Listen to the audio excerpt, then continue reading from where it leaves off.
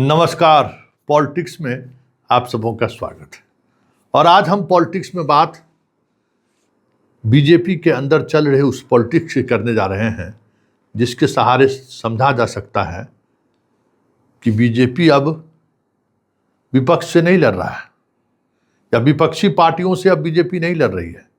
अब बीजेपी के अंदर ही बीजेपी लड़ रही है। जैसे किसी जमाने में कांग्रेस लड़ा करती थी। कांग्रेस उस जमाने के विपक्ष से चुनाव थोड़ी लड़ता था या फिर किसी मुद्दों को लेकर थोड़ी आमने सामने होता था। कांग्रेस आमने सामने रहता था, वही मटेरियल दिया करता था विपक्ष को। उन्हीं के विभीषण के द्वारा चीज़ें मीडिया में परोसी जाती थी ताकि सरकार असहज हो जाए या फिर किसी नेता को असहज करना हो तो वो हो जाए। तो अब ये सिस्टम बीजेपी में भी चलने लगा है और अब बीजेपी में भी ये मतलब कमोबेश एक दूसरे को ही पटकनी देते हुए दिखने लगा है। आखिर बंटी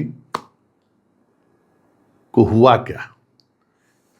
कई तरह की थ्योरी सामने आ चुके हैं। पहले थ्योरी आया कि डिग्री गलत है, मैट्रिक जो है सो मध्यमा जो दरभंगा से पास है उसमें कुछ प्रॉब्लम है, शपथ पत्र में गलत भर दिया है, इस वजह से कोई परेशानी ना हो इसलिए ऐसा किया गया। वो मतलब तर्क थोड़ी देर चला। वैसे बंटी ने सीधे तौर पर क्या कहा वो हम कार्यक्रम की शुरुआत में हम आपको दिखा दिए कि पारिवारिक कारण की वजह से हमने हटा। पारिवारिक कारण सब मीडिया पर टटोल रहा है। तो पहले तो डिग्री वाला आया, बात खारिज हो गई। उसके बाद चारा घोटाला वाला बात आया कि इनके पिताजी पर चारा घोटाला के दौरान सजा इनको मिली थी, अभी सजा स्थगित है। और इनके परिवार पर भी मतलब इनकी मां पर भी जो है सो आरोप है। कोई कंपनी था जिस कंपनी पर चारा घोटाले के दौरान इस तरीके का आरोप लगा। चुनाव में चारा घोटाला मुद्दा न बन जाए इसलिए इनको वापस बैठाने की बात हुई है। चारा घोटाला के आरोपी के पुत्र हैं या चारा घोटाला के सजा हफ्ता के पुत्र हैं, इसलिए इनको इस मैदान से बाहर किया जा रहा है। ये भी मीडिया में बीजेपी के विभीषण के सहारे चलाने की कोशिश हुई। हम लोग विभीषण जो खबर दे रहा था हम लोग चला रहे थे। पहला तो डिग्री खारिज हो गया, उसके बाद चारा घोटाला खारिज हो गया। हाँ, चारा घोटाला भी खारिज हो गया क्योंकि चारा घोटाले पर जो बात शुरू हुई तो बात हुई कि भाई आपके यहाँ भी तो चारा घोटाला के सजा हफ्ता के बेटा जी मंत्री हैं। झारखंड में जो दीपक प्रकाश हैं उनके चचा जी तो सर्वे सर्वा किंग पिंग में से एक थे। वो कौन नहीं जानता है झारखंड में।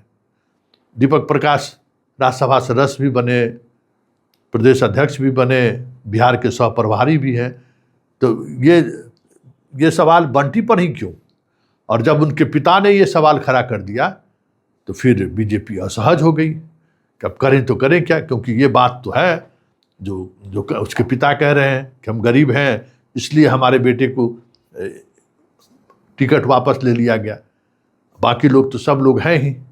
तो बीजेपी फिर असहज हो गई कि अब करें तो करें क्या। तो आज सुबह से एक नया स्लोगन छोड़ा जा रहा है, एक नई बात सामने आ रही है।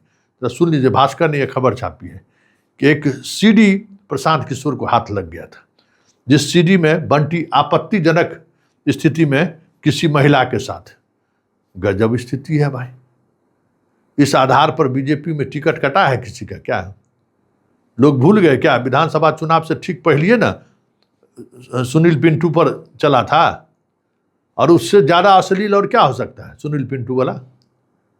याद करिए, सुनील पिंटू का जो एपिसोड है लोग भूल गया। बीजेपी टिकट दी कि नहीं, विधायक है कि नहीं, वो भले मंत्री नहीं है अलग बात है, विधायक तो है। तो अब ये सवाल कहाँ से उठने लगा?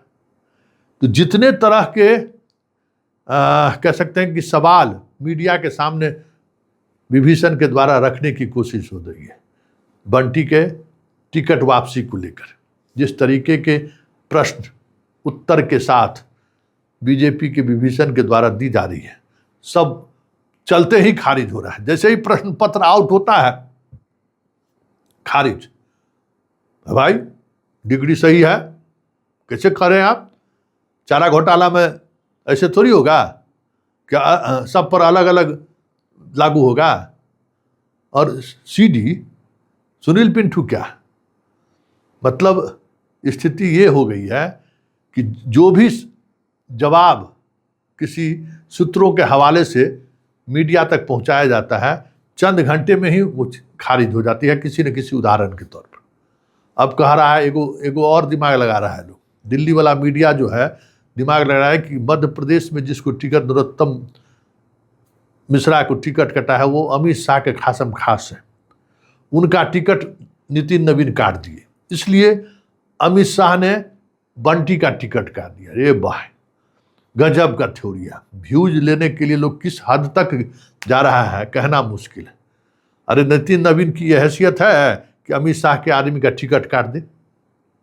बताइए, इस लॉजिक का कोई मतलब है? दिल्ली की लुटियन मीडिया यही चला रही है कि नितिन नवीन जो है नरोत्तम मिश्रा को काट दिए टिकट, यहां अमित शाह जो है सो बंटी का काट दिया। एक से एक गॉसिप चल रहा है। वैसे ही अंधे के सामने जो है सो हाथी खड़ा कर दिया गया, तो कोई पूंछ पकड़ा तो रस्सी कहा, कोई कान पकड़ा तो डगड़ा कहा, कोई पैर पकड़ा तो कुछ और कहा, जो कहावत है ना, ठीक उसी तरीके से हम लोग अंधे को, मतलब हम लोग अंधे ही हैं कहिए, बंटी के टिकट की वापसी क्यों हुई उस पर अटकलें लगा रहे हैं अपने अपने से। लेकिन अटकलें जो भी हो, नितिन नवीन पटना पहुंच चुके हैं। लेकिन एक बात तो तय है कि बंटी के टिकट कटने के बाद, मतलब टिकट वापस होने के बाद पूरे बांकीपुर में एक अजीब तरह की खामोशी देखने को मिल रहा है। बीजेपी के कट्टर समर्थक भी, जो बंटी को स्वीकार कर लिया था कि ठीक है बंटी कार्यकर्ता है, इसको स्वीकार हम करते हैं, और सीनियर से सीनियर नेता भी बरसों से जो बीजेपी में रहा हुआ था। लेकिन नीरज की बात जैसे ही आई, बगावत का स्वर मजबूत हो गया, एक से एक बागी स्वर उभरना शुरू हो गया, बयान सार्वजनिक तौर पर आनी शुरू हो गई है। तो ये बंटी और नीरज का जो खेल है, उस खेल के पीछे भले तार दिल्ली जोड़ा जा रहा हो, लेकिन उस तार में पलीता लगाने, उस पलीता को कहिए, उस तार में जो पलीता लगा हुआ है, लगाने वाले कोई बिहार का ही विभीषण है। क्योंकि खामोश है सब लोग, सबकी जुबान बंद है, सिर्फ रविशंकर थोड़ा फुदक रहे हैं, सब जगह मौजूद हैं, किसको मिला क्या मिला ये देख रहे हैं, लेकिन खामोशी है।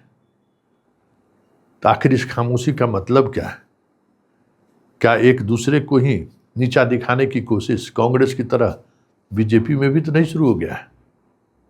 चलिए, पॉलिटिक्स में फिलहाल इतना ही, इजाजत दीजिए, नमस्कार।